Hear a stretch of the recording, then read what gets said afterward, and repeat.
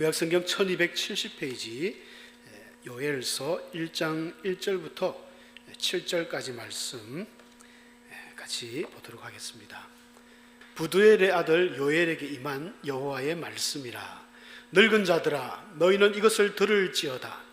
땅의 모든 주민들아, 너희는 귀를 기울일지어다. 너희의 날에나 너희 조상들의 날에 이런 일이 있었느냐? 너희는 이 일을 너희 자녀에게 말하고 너희 자녀는 자기 자녀에게 말하고 그 자녀는 후세에 말할 것이니라.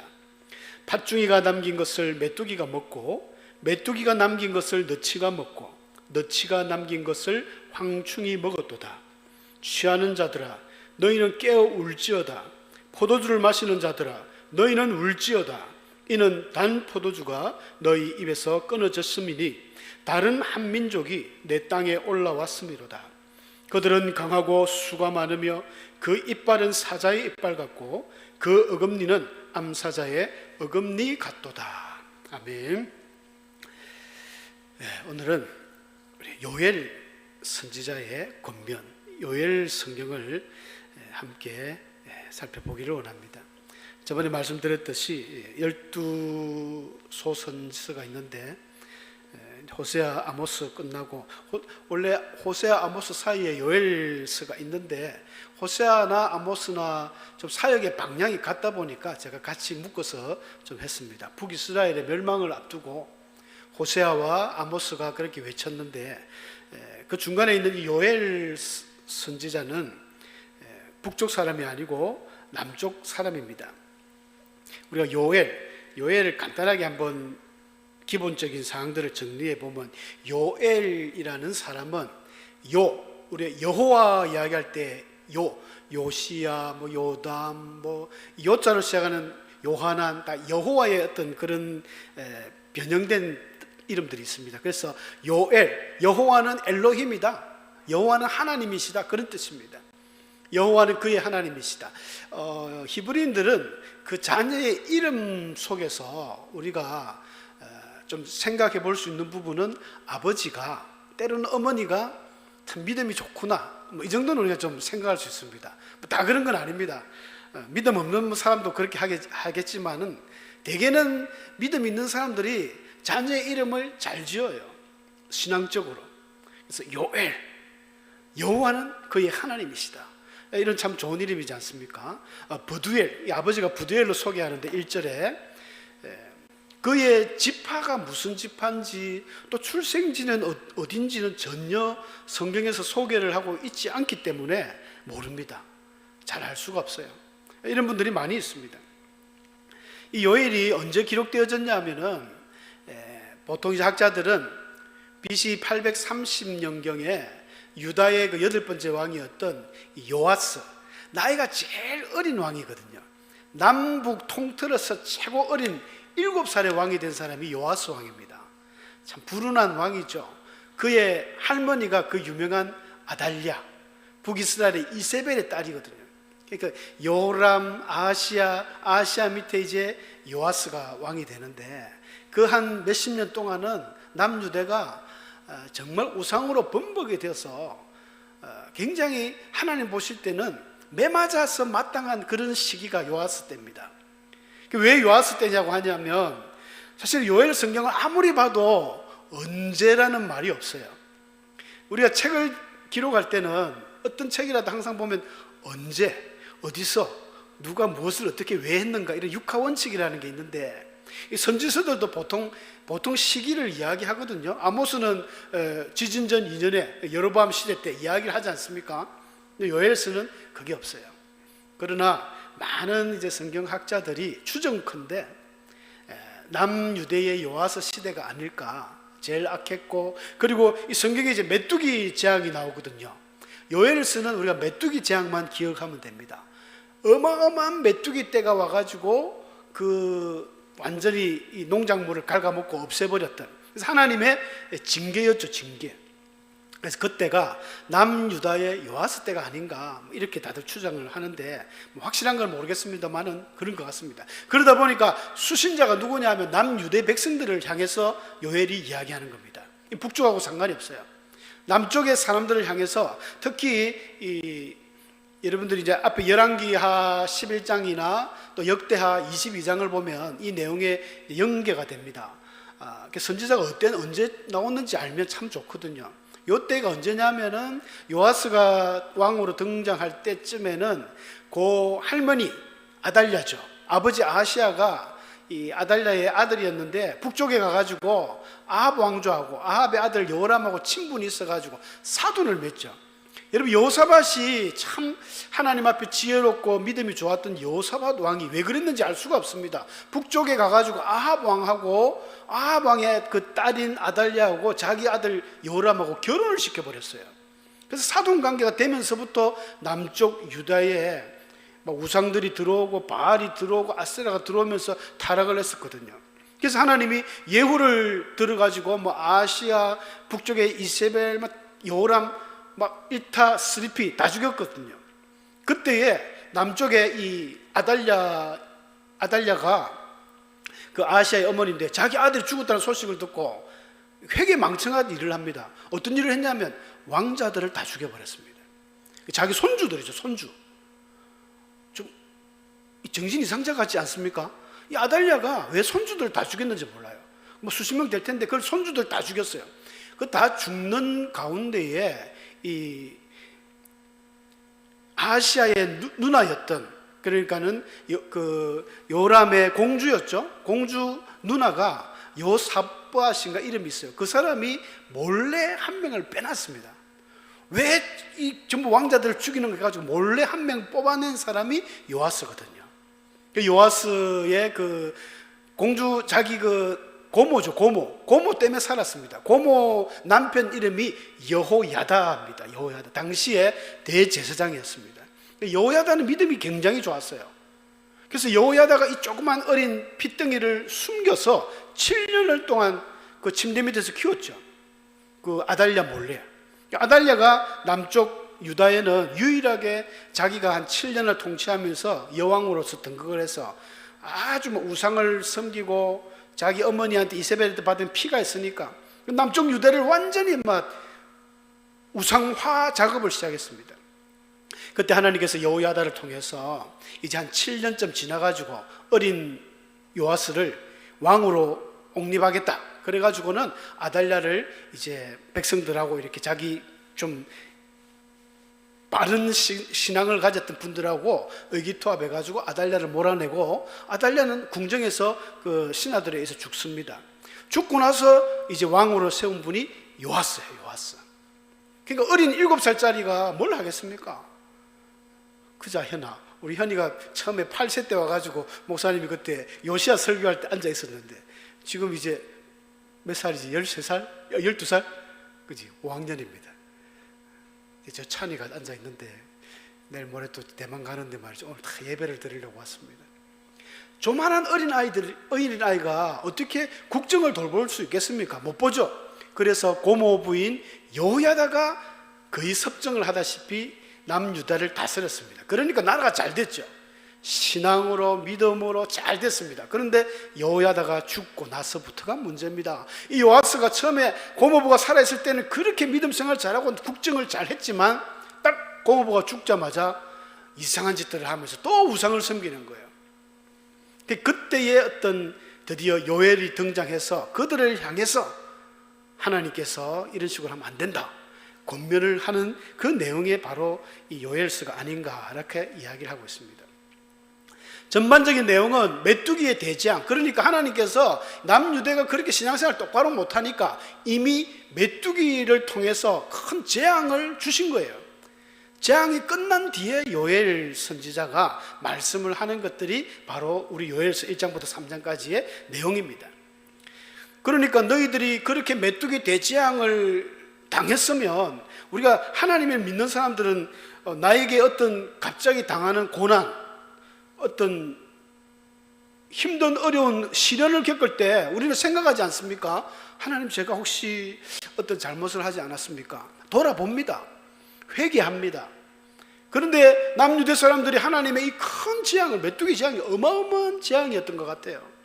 학자들의 이야기 추정컨대 성경에 요아스 때 메뚜기 재앙이 있었다라는 말은 없습니다. 그러나 요엘서의 이 말을 이용해서 그때 어마어마한 이런 재앙이 있었을 것으로 이렇게 추정하는데, 그런 일을 당하고도 왜 회개하지 않고 깨닫지 못하고 하나님 뜻을 모르고 계속해서 우상을 섬기는가? 그래서 너희들이 지금 메뚜기 재앙이 끝난 게 아니다, 이거보다 더 크고 두려운 심판의 여호와 날이 있다는 것을 요엘이 이야기하는 겁니다. 그래서 요엘서는 메뚜기 재앙과 여호와의 날이 굉장히 중요한 단어입니다. 성경을 예언자들을 살펴보면, 우리 간단하게 일전에도 한 말씀을 드렸습니다만은, 이 예언자들, 선지자들은 크게 문서를 남긴 선지자들과 문서를 남기지 않았던 비문서 예언자로 나눕니다. 우리 성경에는 총 17권의 예언서가 있어요. 그 예언서의 분량이 크다 해서 대선지서 5권, 우리 이사야, 에레미야, 에스겔, 다니엘, 이 분량이 좀 많잖아요. 그리고 그 뒤에서 호세아부터 나오는 말라기까지 이 12권의 짤막짤막한 이런 또 예언서들이 있습니다. 그런데 의외로 우리가 사무엘 같은 분도 대단한 분이지 않습니까? 근데 문서를 남기지 않았습니다. 어떤 사람들은 사무엘상, 사무엘하, 사무엘이 썼지 않아요 하는데, 사무엘이 쓴 거 아닙니다. 어떤 역사가가 역사의 한 부분으로서 역사서 안에 사무엘상하가 포함되는 것이지 선지서가 아니거든요. 엘리야도 마찬가지입니다. 우리가 그 능력의 종 엘리야, 또 그 영역의 영감을 갑절을 받은 그 종 엘리사도 문서를 안 남겼습니다. 그냥 사용만 했는 거예요. 진짜 실력 있는 사람은 글을 안 남긴다라는 말을 듣긴 들었습니다. 공자도, 여러분 우리가 공자왈 맹자왈 하지만 공자도 책을 남긴 건 아니고 자기 제자들이 그 어록을 남긴 거죠. 예수님도 마찬가지입니다. 여러분, 예수님이, 우리가 복음서가 4권이나 있지만 예수님이 글을 쓴 거 아니잖아요. 제자들이 예수님 살아계실 때 이런 말씀을 하셨지 저런 말씀을 하셨지 계속 기록에 남긴 것이 오늘 우리가 읽고 있는 것입니다. 진짜 유명한 사람들은 책을 안 남기는 것 같아요. 선지자들이 많습니다. 나단 선지자, 우리가 잘 알죠. 갓, 아이야, 스마야, 하나니, 야하시엘, 우리 성가들을 찬양대를 조직해가지고 막 나갈 때 야하시엘이 막 하나님 음성 받고, 이런 분들이 많이 있습니다. 그런데 오늘 우리 본문에도 아까 읽었지만은 요엘서 3절에 나오는 이야기인데, 너희는 이 일을 너희 자녀에게 말하고 너희 자녀는 자기 자녀에게 말하고 그 자녀는 후세에 말할 것이니라. 이러려면은 문서가 남겨져 있어야 돼요. 저와 여러분이 이렇게 선지서가 있기 때문에 이 예언서를 읽으면서 교훈받고, 때로는 하나님 앞에 도전도 받고, 야, 내가 이렇게 살면 안 되는구나, 하나님의 마음이 정말 울고 있구나, 아프구나, 이걸 깨닫지 않습니까? 그래서 정말 때로는 문서가 필요한 거예요. 얼마나 귀한 일인지 모릅니다. 여러분들도 혹시 자녀들에게 돌아가실 때 되면 무엇을 남겨주겠습니까? 돈을 주겠습니까? 부동산을 주겠습니까? 그렇게 또 돈이 많으신 분들 그렇게 하죠. 저희 장모님 같은 경우는 이제 연세가 정확하게 80 지금 한 5, 6대 가시는 것 같은데 밤마다 성경을 씁니다.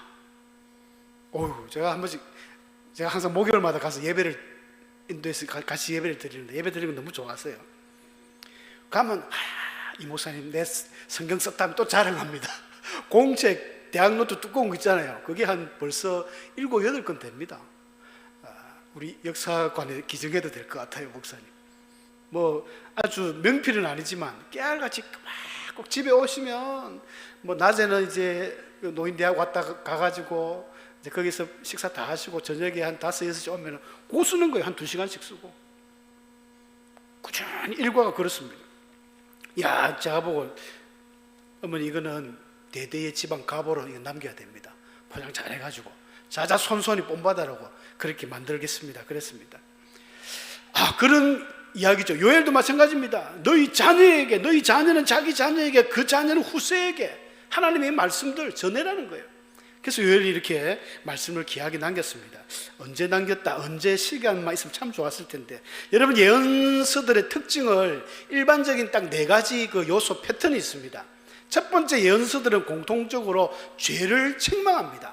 너희들이 이런 죄를 지었기 때문에, 우리 아모스서 살펴봤지 않습니까?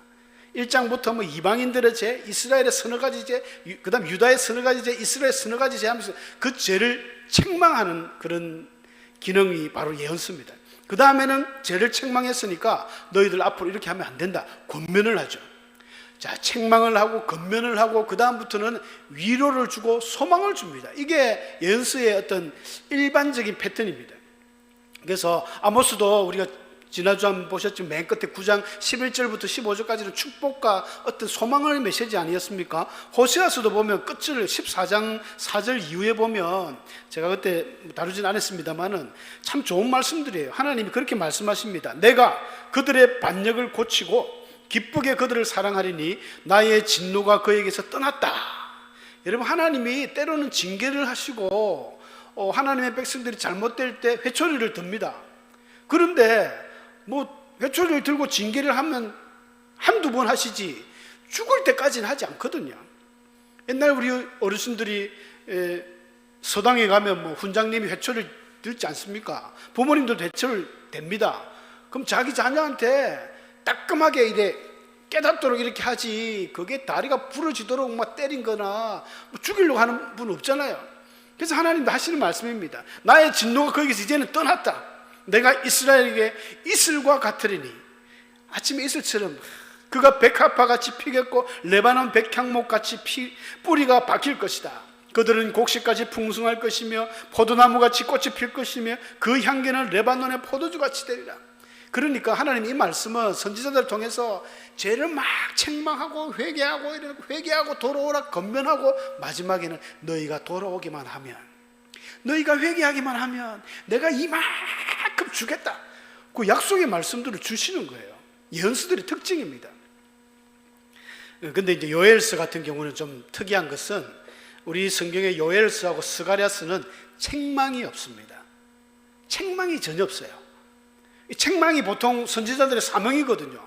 너희들 이거 잘못했어, 이런 식으로 하면 하나님이 가만 안 놔둬 하면서 막 책망하고 막 저주를 퍼붓고 심판을 예언하는데, 요엘서에는 그런 게 없어요. 그 이유가 뭐냐면 이제 이미 벌써 메뚜기 대재앙이 지나간 뒤입니다. 여러분, 우리가 교인들 중에 때로는 우리 목사님들은 눈에 보여요. 저러다가 큰일 나겠는데, 저렇게 신앙생활 안 하다가 집사님이, 권사님이, 장로님이 좀 위험한데, 이게 어느 정도 보입니다. 이게 명안이 열려서 보이는 게 아니라, 당연히 신앙생활을 잘해야 되는 성도가 신앙생활 안 하잖아요. 예배를 빠지잖아요. 막 헌금을 빼먹잖아요. 도둑질 하잖아요. 그러면 성경을 통해서 이미 검증됐어요. 저렇게 하면 하나님이 가만 안 두실 텐데. 아니나 다를까 어느 날 갑자기 막 사고가 납니다. 사건이 터져요. 그럼 어떡합니까? 사건이 터지기 전에는 목사님이 경고할 수 있습니다. 아무개 집사님, 장로님, 권사 그렇게 하면 안 됩니다. 하나님께서 그거 굉장히 싫어하세요. 열심히 하세요. 경고를 줄 수 있습니다. 그런데 이왕에 사고가 터져버리면 어떡합니까? 그거 가서 또 책망합니까? 사건이 터져가지고 교통사고가 나고 다리가 부러져서 병원에 있는데, 보세요 집사님, 내가 그렇게 말을 했는데 말을 안 듣고 이러니까 그렇게 안 하거든요. 어떻게 합니까? 그냥 위로합니다. 집사님 힘내세요. 소망을 가지세요. 과거의 일은 하나님이 다 묻어둡니다. 하나님이 회복시켜 줄 겁니다. 이렇게 하잖아요. 요엘 선지자가 그런 겁니다. 이미 남유대에 메뚜기가 다 쓸고 갔어요. 이게 없습니다. 그게 무슨 말이냐면 4절 이야기입니다. 4절. 근데 이 성경에 이제 이 요엘서에는 굉장히 비유가 많이 나와요. 비유. 여러분, 성경에는 비유들이 많이 나오는데 이 비유의 해석 원리가 있습니다. 가장 중요한 해석 원리가 뭐냐면 어떤 그 원관념이라 그러죠. 그 어떤 걸 설명하기 위해서 너무 어려운 것들을, 그 원관념이 어려워요. 그럼 그걸 설명하기 위해서 좀 우리가 익숙하고 쉬운 비유의 관념을 가지고 옵니다. 예를 들어서 제가 그래놨죠. 인간의 그 뇌의 기억은 과학자들이나 의사들이 이야기할 때 대단하다고 이야기하거든요. 그래서 빙산의 일각과 같다. 우리 빙산이라는 거는 일각은 위에 조금밖에 안 보이는데 그 바다 물 속에 들어가면 어마어마하게 큰 산이지 않습니까?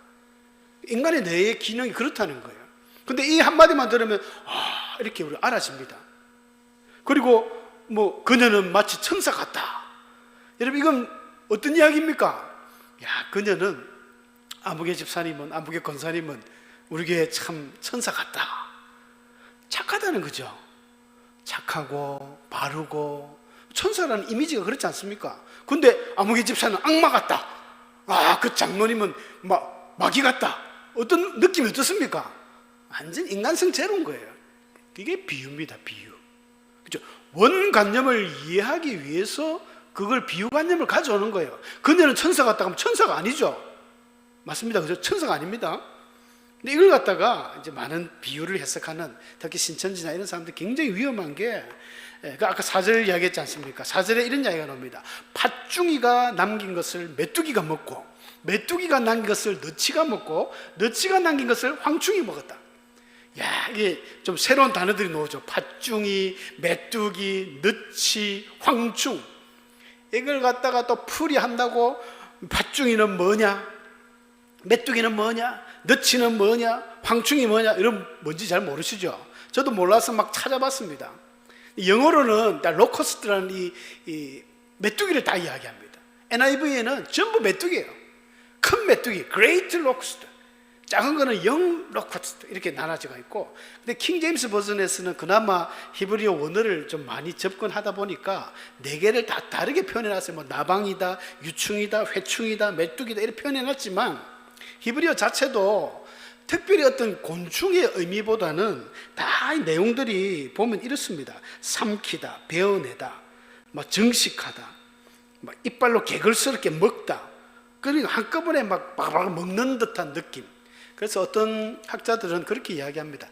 다 메뚜기인데 메뚜기가 처음 와가지고 확 한번 깔아먹고 조금 남은 거 또 메뚜기가 또 왔고, 그다음에 너치나 황충이나 다 메뚜기과의 곤충들이거든요. 그러니까 하나님이 4번을 치신 거예요. 4번을. 한 번 쳤습니다. 쫓겨 있다가 또 와서 또 친 거예요. 또 치고 또 치고. 근데 이걸 갖다가 어떤 성경 많은 학자들은요, 이걸 갖다가 비유를 했어요. 야, 팥중이는 아수르다, 메뚜기는 바벨론이다, 너치는 헬라다.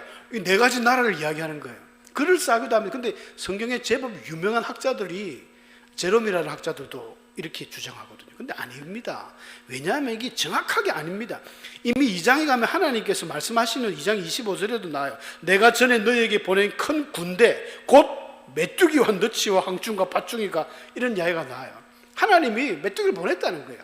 이게 무슨 건데 아수르고 바벨론이고, 성경의 어떤 단어들만 넣으면 자꾸 해석을 하는 이런 것들이 사실은 큰 문제가 있습니다.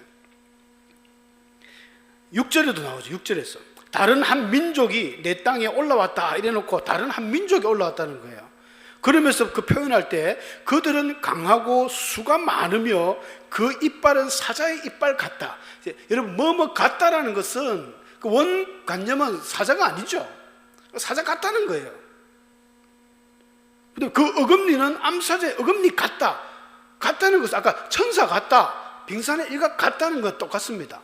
그러니까 아니라는 거예요. 근데 이걸 갖다가 무슨 진짜 어떤 다른 민족이 올라와서 헬라 민족이 막 아수르 민족이 올라와가지고 막 사자의 이빨 같은 걸 공격을 가지고, 다 메뚜기 이야기입니다. 지금 다 메뚜기 이야기예요. 메뚜기가 너무 많이 와가지고 이빨로 막 농작물을 갉아먹으니까 그걸 갖다가 그렇게 표현하는 거예요. 이게 지금 계속 반복되는 그런 내용들이 많습니다. 2장에 넘어가면 하나님이 여호와의 날에 가지고 막 불이 임해가지고 막 완전히 다 태운다는 그런 심판을 예언하고 있는데, 이 백성들이 너희가 이렇게 됐는데도 왜 회개를 안 하느냐. 2장에 넘어가면 그 이야기입니다. 먹을 것이 없잖아요. 4번이나 막 이런 메뚜기 어마어마한 공격을 받으니까 먹을 게 없어요. 성경에 보면 그 뒤에 보면 원체 먹을 게 없으니까 여호와의 성전에서 소제 드릴 게 없어요. 전제 드릴 게 없습니다. 소제는 밀가루 제사입니다. 밀이 없거든요. 다 말라버렸습니다. 포도주, 전제는 포도주를 부어야 되는데 포도가 생산이 안 되니까 포도주를 못 드리는 거예요. 여러분, 너무 힘들고 가난해서 교회 11조를 못합니다. 감사헌금을 못합니다. 그렇게 지금 엉망이 되어버린 거예요. 그러면 우리가 돌아보고 성경의 말씀처럼 제사장들아 너희는 굵은 배를 동이고 슬피 울으라 이래 했는데도 회개 안 하니까 하나님이 이보다 더 큰 심판의 날, 여호와의 날이 있을 것이다. 그 여호와의 날에 그 불을 내리는데 이걸 갖다가 또 그의 모양은 말 같고 달리는 기병 같고 산꼭대에서 뛰는 소리가 병거 소리도 같고 불을 향해서 이런 비유를 하거든요. 우리가 성경을 읽을 때 너무 비유해가지고, 예수님이 그래서 비유를 든 것은 예수님이 천국에서 오셨는데 하늘나라에서 오신 예수님이 이 땅에 우리들에게 이 하늘나라의 설명을 다 못합니다. 해봐도 이해를 못하고, 그러니까 항상 예수님이 비유를 드신 거예요. 천국은 마치 밭에 감추인 보화와 같다. 좋은 진주를 구하는 장사와 같다. 알아듣기 쉽게. 우리는 뭐 밭에 감추인 보화와는 좀 별개지만 유대인들은 다 알아요. 그게 어떤 의미인지. 가장 익숙한 것들을 사용해서 예수님이 비유를 풀었습니다. 이렇게 해야지 잘못된 비유를 자꾸 해석을 하다 보면 이게 몸에 빼가지고, 대표적인 것이 이제 어거스틴이 그런 설교를 많이 했다고 합니다. 이 사마리아의 비유 있잖아요. 예루살렘에서 여리고성로 내려가는데 강도를 만난 그 한 사람에게 그 사마리아인이 가서 포도주를 붓고 주막에 데려가가지고 한 그 사건을 갖다가, 그 사마리아 사람이 예수님이래요. 예수님이 그 상처에 포도주를 붓잖아요. 포도주가 보혈입니다. 보혈. 포도주만 나오면 보혈이에요. 옛날 목사님들이 설교를 많이 했거든. 그럼 주막은 뭐냐? 교회입니다. 교회. 주막은 교회고, 이제 데나리온 2개를 줬거든요. 하나는 신약이고 하나는 구약이다. 기가 막히게 딱딱 맞아 떨어지죠. 이게 어거스틴이 설교를 그렇게 했습니다. 비유신앙 위험해요.